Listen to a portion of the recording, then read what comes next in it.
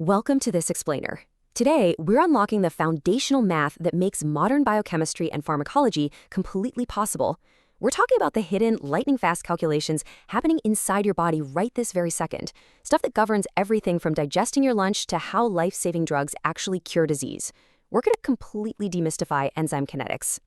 It all starts with a pretty massive biological mystery. Think about it. Inside our cells, enzymes are constantly grabbing molecules and transforming them. But this pre-study state, that initial split-second encounter where an enzyme binds to its substrate, often happens in literally microseconds. So how do you measure something that's practically invisible and instantaneous? This was the ultimate hurdle for early biochemists, finding a way to quantitatively measure the speed of life itself. Well, the breakthrough actually came over a century ago. Back in 1913, Leonor Michaelis and Maud Menten published a paper that completely turned science on its head. They figured out how to calculate these instantaneous reaction rates entirely by hand. And what's truly mind-blowing is the contrast we see today. When modern scientists recently took Michaelis and Menten's original data and ran it through highly advanced computational software, those 1913 hand-drawn calculations were practically flawless. Their historical work is still the engine driving today's cutting-edge science. Okay, let's dive into this. Here's our roadmap for today. First, the speed of life. Then, the Michaelis Menten model. Third, visualizing the math. Fourth, advanced catalytic efficiency. And finally, enzyme inhibition and medicine. Kicking things off with Section 1, the speed of life. To really wrap our heads around steady-state kinetics, it helps to think of enzymes as biology's hyper-efficient factory workers. The substrate, which is the specific molecule the enzyme acts upon, is basically the raw material. Now, to understand how a biological system operates, we have to measure exactly how fast these workers can process those raw materials. But instead of trying to measure the totally chaotic first microsecond when the factory just opens its doors, scientists measure the steady state. That's a slightly longer phase where the rate of workers picking up materials perfectly balances out the rate of finished products leaving the assembly line.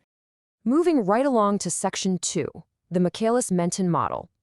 So the Michaelis Menten model simplifies this whole catalytic process into a really elegant foundational two-step reaction. Take a look here. First, you have the enzyme E plus the substrate S. They rapidly and reversibly combine to form an enzyme-substrate complex, or ES. That's step 1. Step 2 is the slower, rate-limiting bottleneck where that complex breaks down, releasing the final product P and freeing up the enzyme to start the whole process all over again. This simple equation, it's the absolute engine of biochemistry. Now, to understand just how fast this engine can run, we use a term called Vmax, or maximum velocity. Picture our factory workers again. If every single worker has their hands completely full processing materials, the factory is fully saturated. It absolutely cannot produce the product any faster, literally no matter how much extra raw material you dump on the floor. Vmax is the absolute theoretical speed limit of the reaction. But here's the thing. Vmax alone doesn't tell us how good the workers actually are. For that, we need Km, the Michaelis constant. Km is the specific substrate concentration required for the reaction to run at exactly half of its maximum velocity. You can basically think of Km as the efficiency rating of the enzyme. A lower Km means the enzyme has a super high affinity for the substrate. It doesn't take much raw material at all for the workers to get up to half speed. On the flip side, a high Km means the enzyme is way less efficient and needs a ton of substrate just to get going. Now, what's really interesting about this next part is how we actually look at this data. Section 3, visualizing the math. This isn't just some abstract theory on a chalkboard. It's tangible, everyday lab work. When you run an actual kinetics experiment and plot the initial reaction velocity against the substrate concentration, you get this beautiful hyperbolic curve. Notice how down at the low substrate concentrations, the rate just shoots straight up. But as we add more and more substrate, our workers start getting saturated. The curve levels off, plateauing as it slowly approaches that theoretical speed limit we talked about, Vmax. The catch here is that it's mathematically really tricky to pinpoint exactly where a curve truly flattens out to infinity. So, back in 1934, Lineweaver and Burke came up with an absolute genius workaround. They essentially took the Michaelis Menten equation and flipped it upside down.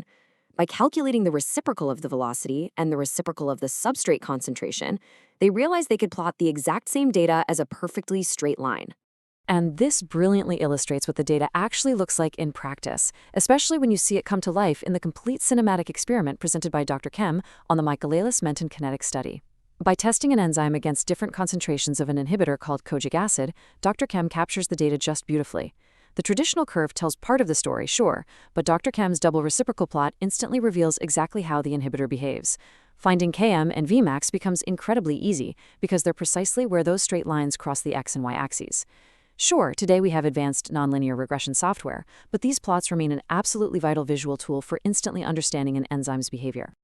Moving into Section 4, Advanced Catalytic Efficiency. Once scientists nail down Vmax, they can calculate an even more specific metric, kcat, which is also known as the turnover number. If Vmax is the maximum speed of the entire factory, kcat is the maximum catalytic speed of one single individual worker when their hands are completely full. It tells us the absolute maximum number of substrate molecules a single enzyme can convert into product per unit of time. Now, when you combine an enzyme's turnover speed with its efficiency, you get a measure of its overall catalytic power. And there is a hard physical ceiling to this power, determined simply by the rate of diffusion in water. That limit is a massive 10 to the 8th to 10 to the 9th. At this unbelievably fast speed, the reaction is practically happening instantaneously. Believe it or not, there are actually some enzymes that have hit this physical limit. Enzymes like catalase and acetylcholinesterase have achieved what biochemists call catalytic perfection. It is truly mind-blowing. Over billions of years, evolution has perfected these enzymes so completely that their reaction speed is only capped by the random physics of floating in an aqueous solution. Literally, the exact instant they bump into a substrate molecule, bam, it's converted. They are as fast as physically possible. Which brings us to our final topic, Section 5, Enzyme Inhibition and Medicine. So why does all this math actually matter to you and me? Well, in medicine, we often want to throw a spanner in the biological works to stop a disease. And we do this using enzyme inhibitors. A competitive inhibitor looks just like the normal substrate and literally fights it for the enzyme's active site. This increases the Km, meaning it lowers the enzyme's efficiency, but if you flood the system with enough substrate, you can still actually reach Vmax. A classic real-world example? Treating toxic methanol poisoning by giving a patient IV ethanol. The ethanol competes for the same enzyme, safely slowing down the production of toxic byproducts. Now, an uncompetitive inhibitor works totally differently. It binds only to the enzyme-substrate complex, effectively removing it from the reaction altogether, which drives down both Vmax and Km. By looking at how an inhibitor changes Km and Vmax on those double reciprocal plots we looked at, pharmacologists can diagnose exactly how a new drug is working. We've got competitive, uncompetitive, and mixed inhibitors, which are all reversible. But the most extreme, irreversible method of shutting down an enzyme, that's called suicide inhibition.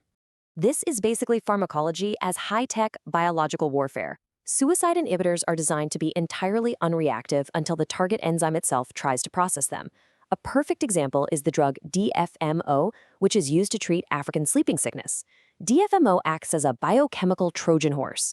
The disease-causing parasite's own enzymes grab the DFMO drug, totally thinking it's a normal substrate, perfectly obeying Michaelis Menten Kinetics. But by trying to process it, the enzyme inadvertently triggers a highly reactive compound that covalently bonds to the enzyme, permanently destroying it from the inside out and killing the parasite with minimal effect on the human host. It's brilliant. By understanding a fairly simple equation derived over a century ago, we can manipulate Km and Vmax to literally halt diseases right in their tracks. It really makes you wonder what incurable diseases of today will be defeated tomorrow once we discover their specific enzymatic speed limits and design the perfect molecular Trojan horse to break them. Thank you for exploring the incredible speed of life with me today on this explainer. See you next time.